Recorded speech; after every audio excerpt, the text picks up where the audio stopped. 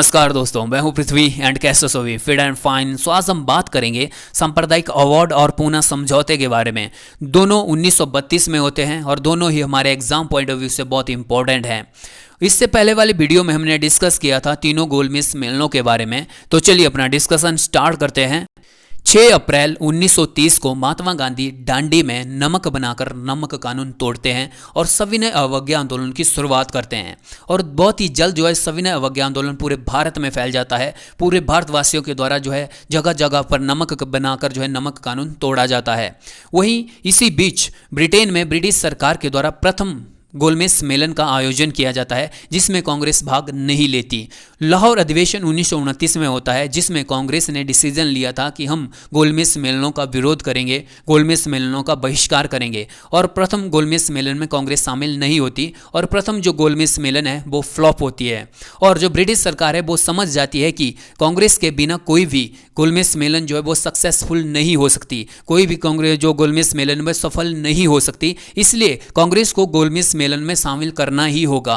फिर ब्रिटिश सरकार जो है वो भारत के वायसराय पर जो है प्रेशर डालती है कि आप कैसे भी करके भारत में सिचुएशन को कंट्रोल करो और कांग्रेस को द्वितीय गोलमेज सम्मेलन में शामिल करने के लिए जो है मनाओ, चाहे कुछ भी करो, बस द्वितीय गोलमेज सम्मेलन में कांग्रेस शामिल होनी चाहिए। तो फिर उसके बाद जो है लॉर्ड इरविन उस समय का वायसराय होता है। लॉर्ड इरविन महात्मा गांधी से मिलता है। दोनों दिन के बीच में 15 दिनों तक जो है डिस्कशन होता है और जिसको हम कहते हैं गांधी इरविन समझौता, जो 5 अप्रैल 1931 को होता है। उसके बाद जो है महात्मा गांधी सविनय अवज्ञा आंदोलन समाप्त करके कांग्रेस का प्रतिनिधि बनकर जो है द्वितीय गोलमेज सम्मेलन में शामिल हो जाते हैं। वहीं द्वितीय गोलमेज सम्मेलन जो है वो सांप्रदायिक जो झगड़े हैं, सांप्रदायिक जो बहसों के बीच में ही सिमट कर रह जाती है। यहाँ पर सभी जो है अपनी अलग अलग कम्युनिटी के लिए पृथक निर्वाचन मंडल की मांग कर रहे होते हैं। वही महात्मा गांधी जो है पूरे भारत के लिए जो है पृथक निर्वाचन मंडल को समाप्त करने की मांग करते हैं। ज़्यादातर बहस जो है यहाँ पर बी आर अम्बेडकर साहब और महात्मा गांधी जी के बीच में होती हैं। बी आर अम्बेडकर साहब जो है वो गोलमेज सम्मेलनों में दलितों के लिए पृथक निर्वाचन मंडल की मांग कर रहे होते हैं और यहाँ पर महात्मा गांधी इस मांग के अगेंस्ट में खड़े हो जाते हैं कि जो दलित हैं वो हिंदुओं का ही पार्ट हैं, इसलिए उन्हें जो है अलग से चुनाव प्रणाली जो है प्रदान नहीं की जा सकती। सो इस तरह से द्वितीय गोलमेज सम्मेलन भी फ्लॉप रहती है और महात्मा गांधी वापस जो है वो भारत आ जाते हैं। और यहाँ पर फिर से जो है कांग्रेस और महात्मा गांधी जी के द्वारा पुनः सविनय अवज्ञा आंदोलन शुरू करने की जो है वो घोषणा की जाती है। कांग्रेस के द्वारा 29 दिसंबर 1931 को फिर से सविनय अवज्ञा आंदोलन प्रारंभ करने का निर्णय लिया जाता है और इसमें भारत का वायसराय भी बदल चुका होता है। इसमें जो भारत का वायसराय था वो था बिलिंगडन भारत का वायसराय बनकर भारत आया हुआ था। और यहीं पर भारत में ब्रिटिश सरकार के द्वारा फिर से बहुत सारे ऐसे डिसीजन लिए गए कि इनके द्वारा डिसीजन लिया गया, मतलब ब्रिटिश सरकार के द्वारा डिसीजन लिया गया कि भारत में अब कोई भी जन आंदोलन प्रारंभ नहीं किया जाएगा। मतलब भारतीयों को या महात्मा गांधी को या कांग्रेस को फिर से कोई भी जन आंदोलन प्रारंभ करने की कोई अनुमति नहीं दी जाएगी। मतलब महात्मा गांधी फिर से कोई आंदोलन स्टार्ट नहीं कर सकते। और साथ ही साथ अंग्रेजों ने राष्ट्रीय आंदोलनों को अब ग्रामीण क्षेत्रों में या ग्रामीण भारत हम कह सकते हैं, तो ग्रामीण क्षेत्रों में किसी भी आंदोलन को प्रसारित या संगठित करने की अनुमति नहीं दी। बट इसी बीच जो है महात्मा गांधी और कांग्रेस नहीं मानती है और उनके द्वारा सविनय अवज्ञा आंदोलन पुनः स्टार्ट कर दिया जाता है। और फिर महात्मा गांधी को ब्रिटिश सरकार के द्वारा गिरफ्तार करके 4 जनवरी 1932 को पूना की यरवदा जेल में गिरफ्तार कर लिया जाता है। उन्हें जेल हो जाती है, जहां भारत में ब्रिटिश सरकार के द्वारा सविनय अवज्ञा आंदोलन के अधिकारियों को, सविनय अवज्ञा आंदोलन के जो भारतीय थे जिन्होंने इसमें भाग लिया हुआ था, जो सभी जो है इसमें एक्टिव थे, उन पर जो है फिर से दबाव डाला जा रहा था। उनको जो है उन पर जो है लाठी चार्ज किया जा रहा था। सभी जो भारतीय थे, जो लोग थे भारतीय जो सविनय अवज्ञा आंदोलन में जो है एक्टिव थे, उनको जो है जेल में डाल दिया गया। अधिकांश जो भारतीय जो गरीब जो सविनय अवज्ञा आंदोलन के प्रतिनिधि थे, उनको जो है वो उनसे ज़मीनें छीन ली गई, उनको जेल में डाल दिया गया। इस 4 महीनों में 80,000 सत्याग्रहियों को जेल में डाल दिया गया। और साथ ही साथ जो धरना प्रदर्शन कर रहे थे और साथ ही साथ जो नारे लगाए जा रहे थे, उन पर जो लाठी चार्ज किया जा रहा था। मतलब कैसे भी करके फिर से जो है वो सविनय अवज्ञा आंदोलन को जो वो अंग्रेज समाप्त करना चाहते थे। वहीं इसी बीच में ब्रिटेन का प्रधानमंत्री था रैमजे मैकडोनाल्ड ने भारतीय मताधिकार समिति, जिसे लोथियन समिति भी कहा जाता है, उसकी सिफारिशों के आधार पर 16 अगस्त 1932 को सांप्रदायिक अवार्ड की घोषणा कर देता है। मतलब इस सांप्रदायिक अवार्ड में सांप्रदायिकता को और बढ़ा दिया गया था और इसी में जो है मुसलमानों के लिए पृथक निर्वाचन प्रणाली जो है उन्हें प्रदान की गई। अब आप कहोगे कि वेट मुसलमानों के लिए तो 1909 के मार्ले मिंटोस अधिनियम के तहत जो इन्हें पृथक निर्वाचन प्रणाली तो दे दी गई थी। तो देखो गाइज, ये अंग्रेज थे, इनके दिमाग का कोई पता नहीं चलता था। जब ये नया अधिनियम लाते थे तो क्या पता उसमें जो है मुसलमानों के लिए जो है वो जो पृथक निर्वाचन प्रणाली प्रदान की गई थी उसे समाप्त कर दिया गया हो। इसलिए जो है लगातार मुस्लिम जो थे वो जब भी कोई अधिनियम आता था उसमें जो अंग्रेजों के साथ डिस्कशन करते रहते थे। तो फिर सांप्रदायिक अवार्ड में जो है इसमें मुसलमानों के लिए जो पृथक निर्वाचन प्रणाली को जो है आगे बढ़ाया गया। सिखों, ईसाइयों, यूरोपियों के लिए पृथक निर्वाचन मंडल प्रदान किए गए। इनको जो है 1919 के मॉन्टेग्यू चेम्सफोर्ड अधिनियम के तहत जो है वो पृथक निर्वाचन प्रणाली प्रदान की गई थी। लेकिन सांप्रदायिक अवार्ड में भी जो है इनको अलग से पृथक निर्वाचन मंडल प्रदान किया गया। प्रांतीय विधानमंडलों में सांप्रदायिकता के आधार पर स्थानों का वितरण किया गया, मतलब डिस्ट्रीब्यूट की गई सीटें। प्रांतीय विधानमंडलों में सीटों को दुगना कर दिया गया। जमींदारों, व्यवसायियों, उद्योगपतियों को जो है सीटें आवंटित की गई। जो सांप्रदायिक अवार्ड है इसी को हम कम्युनल अवार्ड भी कहते हैं, इसी को जो हम सांप्रदायिक पचांट भी कहते हैं। इसको अलग अलग नामों से हम जानते हैं। इस अवार्ड में महिलाओं को प्रांतीय विधानमंडलों में 3% जो है आरक्षण प्रदान किया गया। दलित जातियों के लिए पृथक निर्वाचन मंडल की व्यवस्था की गई और यही जो है आगे जो है पूना समझौते में जो है मेन रोल अदा करता है। मतलब जो दलित थे, जिनके लिए बी आर अम्बेडकर साहब जो लड़ रहे थे, जिनके लिए जो है बी आर अम्बेडकर साहब जो है तीनों गोलमेज सम्मेलनों में शामिल होते हैं, तो उनका जो जितना भी स्ट्रगल होता है वो सफल रहता है। दलितों को पृथक निर्वाचन मंडल व्यवस्था प्रदान की जाती है। दलितों को अल्पसंख्यक माइनॉरिटी में जो है वो गिना जाता है। दलितों को अल्पसंख्यक की मान्यता दे दी जाती है। बी आर अम्बेडकर साहब की 5-6 सालों की जो मेहनत थी दलितों के लिए जो है उनके अधिकारों की रक्षा करना, उनके लिए पृथक निर्वाचन प्रणाली प्रदान करना, वो जो है कम्युनल अवार्ड या सांप्रदायिक अवार्ड में जो है वो पूरी हो जाती है। इसमें बी आर अम्बेडकर जो है वो सफल होते हैं, उनको जीत हासिल होती है। इसी बीच जब महात्मा गांधी जो थे वो यरवदा जेल में थे और जब महात्मा गांधी को पता चलता है कि अंग्रेजों के द्वारा कम्युनल अवार्ड या सांप्रदायिक अवार्ड की घोषणा कर दी गई है और उनको पता चला कि जब दलितों को जो है पृथक निर्वाचन मंडल प्रदान कर दिया गया है, तो वो जो है 20 सितंबर 1932 को ही यरवदा जेल में आमरण अनशन पर बैठ जाते हैं और जल्द ही उनकी तबीयत जो वो खराब हो जाती है। और यहीं पर बी आर अम्बेडकर साहब का जो है वो दबाव बन रहा था। बी आर अम्बेडकर साहब का जो है लोगों के द्वारा जो है वो प्रदर्शन किया जा रहा था। बी आर अम्बेडकर लोगों की नज़रों में जो विलेन बन रहे थे और यहाँ पर बी आर अम्बेडकर जो है वो लगातार प्रेशर में पड़ रहे थे और उनको मनाने के लिए जाते हैं तेज बहादुर सप्रू और सी राजगोपालचारी और तेज बहादुर सप्रू जो है बी आर अम्बेडकर जी जो थे उनको फाइनली मना लेते हैं और फिर बी आर अम्बेडकर जी जो है वो यरवदा जेल में महात्मा गांधी से मिलने जाते हैं।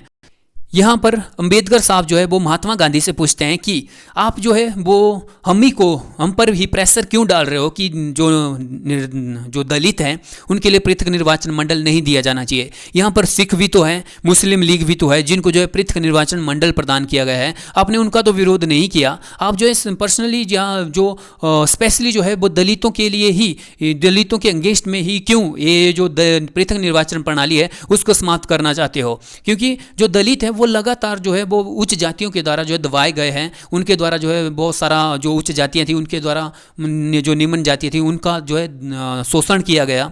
तो फिर बी आर अम्बेडकर जी अपनी जगह तो ठीक ही थे, वहाँ पर महात्मा गांधी चुप ही रहे क्योंकि उन्होंने इसका ज़्यादा आंसर तो नहीं दिया। लेकिन उन्होंने यही कहा कि अगर हम जो है दलितों को पृथक निर्वाचन प्रणाली दे देते हैं तो इससे जो है भारत का आने वाले टाइम में भारत जो है वो अलग टुकड़े में टूट जाएगा। और आप देखते हो कि जिस तरह से मुस्लिम लीग के द्वारा जो है पाकिस्तान की मांग की जाती है, तो जो महात्मा गांधी है वो पहले ही वहाँ चुके होते हैं कि अगर अंग्रेजों की इस मंशा को हम पूरी कर देते हैं सांप्रदायिकता के बढ़ावे को, तो उससे आने वाले समय में भारत जो है छोटे छोटे टुकड़ों में बढ़ जाएगा और दलित जो है वो भारत या हिंदू कम्युनिटी का ही पार्ट है और उनको जो है हम अब आरक्षण प्रदान करेंगे। उनके लिए पृथक निर्वाचन प्रणाली नहीं होगी, लेकिन उनको जो है अब आरक्षण दिया जाएगा, उनको सीटों में आरक्षण दिया जाएगा, उनको सरकारी नौकरियों में आरक्षण दिया जाएगा। इस पर जो है फिर बी आर अम्बेडकर साहब जो है जैसे तैसे करके जो है वो मान जाते हैं। फिर महात्मा गांधी और वी आर अम्बेडकर साहब के बीच में जो है एक समझौता होता है जिसे हम पूना समझौता कहते हैं। इससे क्वेश्चन पूछा जाता है कि पूना समझौते में किसने जो है हस्ताक्षर किए थे। तो उसमें जो दो पर्सन थे जिनके हस्ताक्षर हुए थे, पहले थे मदन मोहन मालवीय और दूसरे बी आर अम्बेडकर साहब। याद रखना इसमें जो है महात्मा गांधी के साइन नहीं थे। महात्मा गांधी की फेवर में जो है वो साइन किए थे मदन मोहन मालवीय जी ने, और दूसरी तरफ बी आर अम्बेडकर साहब ने जो इसमें साइन किए थे। अब बात करते हैं पूना समझौते पर। ये पूना समझौते में आखिरकार था क्या। इसमें दलितों के लिए पृथक निर्वाचन मंडल को समाप्त कर दिया गया, जो कम्युनल अवार्ड में जो इन्हें दिया गया था। इसमें प्रांतीय विधान मंडलों में दलितों के लिए 147 सीटें आरक्षित की गई, जबकि जो सांप्रदायिक पचांट था या कम्युनल अवार्ड था उसमें दलितों के लिए 71 सीटें ही दी गई थी, जबकि जो पूना समझौता था उसके तहत जो है प्रांतीय विधान मंडलों में 147 सीटें जो वो दलितों के लिए आरक्षित की गई। मद्रास में 30 सीटें थी, बंगाल में 30, मध्य प्रांत मतलब आज का मध्य प्रदेश वहाँ पर 20 थी, संयुक्त प्रांत या उत्तर प्रदेश आप जिसे कहोगे तो उसमें 20 सीटें थी, और पंजाब में 8। इस तरह पूरे भारत में जो है दलितों के लिए जो वो सीटें आरक्षित कर दी गई। गैर मुस्लिम निर्वाचन क्षेत्रों को आवंटित सीटों का एक निश्चित प्रतिशत दलित वर्गों के लिए आरक्षित किया गया। मतलब जहाँ पर जो मुस्लिम माइनॉरिटी में है, मतलब जहाँ पर गैर मुस्लिम क्षेत्र है, जहाँ पर मुस्लिम नहीं है या आज मुसलमानों के लिए निर्वाचन क्षेत्र नहीं है, तो वहाँ पर जो है वो दलितों के लिए सीटें आरक्षित की गई। सरकारी नौकरियों में दलितों के लिए जो है वो आरक्षण दिया गया। केंद्र में जो दलित थे उनके लिए 18 सीटें जो है वो रिजर्व की गई। प्रांतों में जो शिक्षा बजट पास होता था तो उस शिक्षा बजट का कुछ हिस्सा जो है वो सिर्फ दलितों के लिए जो आरक्षित किया गया, मतलब दलितों की एजुकेशन पर भी ध्यान दिया जाने लगा। इसमें दलितों को दोहरी वोट प्रणाली जो है प्रदान की गई। अब दोहरी वोट प्रणाली क्या होती है, देखो मान लीजिए एक कोई निर्वाचन क्षेत्र है, मान लीजिए निर्वाचन क्षेत्र है, इसमें जो है वो 8 प्रतिनिधि खड़े होते हैं, ए, बी, सी और डी।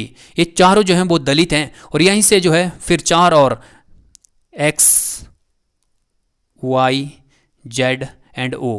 ठीक है, मान लीजिए ये 8 जो प्रतिनिधि है इस निर्वाचन क्षेत्र से खड़े होते हैं। ओके, तो इसमें क्या कहा गया था कि सबसे पहले इन 8 प्रतिनिधियों को जो है वो जो दलित वर्ग है वही वोट करेगा। मतलब सबसे पहले जो शेड्यूल कास्ट और शेड्यूल ट्राइब वाले लोग थे वही जो है इनको सबसे पहले वोट करेंगे। फिर इनके वोटों के द्वारा इनमें से 4 प्रतिनिधि चुनकर आएंगे। मान लीजिए इसमें 4 प्रतिनिधि आए, ए और बी दलित चुनकर आ गए, और इसमें एक्स और वाई जो है वो जनरल वाले जीत कर आ गए।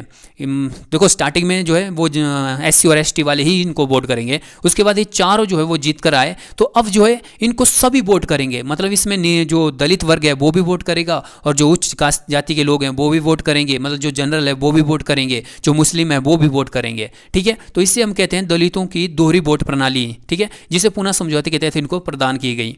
इस पूना समझौते के बाद महात्मा गांधी ने अपना पूरा का पूरा जीवन जो है वो दलितों के उत्थान में लगा दिया। सितंबर 1932 को इन्होंने अखिल भारतीय अस्पृश्यता विरोधी लीग का गठन किया। जनवरी 1933 में हरिजन साप्ताहिक पत्र जो इन्होंने प्रारंभ किया। नवंबर 1933 में इन्होंने हरिजन यात्रा प्रारंभ की, और इन्होंने जो है पूरे भारत की यात्रा की। पूरे भारत में जो वो दलितों के पास बैठे, उनके साथ रहे, उनको जो है भाषण दिया, उनसे जो है मतलब उनके साथ मिलकर जो है पूरा काम जो है पूरे भारत में जो दलितों को जो है भारतीय समाज में अधिकार दिलाने के लिए जो है लगातार काम करते रहे। इसी तरह ठीक है, मतलब जैसे वो दांडी यात्रा इनकी स्टार्ट होती है तो इन्होंने जो साबरमती आश्रम त्याग दिया था। इन्होंने कहा था कि जब भारत जो है स्वतंत्र होगा मैं उसी तभी जो है वो साबरमती आश्रम में आऊँगा, अदरवाइज मैं साबरमती आश्रम में कदम भी नहीं रखूँगा। उसके बाद जो है लगातार पूरे भारत में भ्रमण करते हैं, दलितों के उत्थान पर जो है वो बातें करते हैं, और इस तरह से महात्मा गांधी अपना पूरा जीवन जो है वो हरिजनों के लिए सौंप देते हैं। ओके, सो गाइस ये था हमारा सांप्रदायिक अवार्ड और पूना समझौता। आई होप आप लोगों को कुछ तो समझ में आया ही होगा। ठीक है, 100% नहीं तो 25% तो समझ में आया ही होगा। सो इस वीडियो में बस इतना ही, मिलते हैं नेक्स्ट वीडियो में, तब तक के लिए बाय बाय गाइस।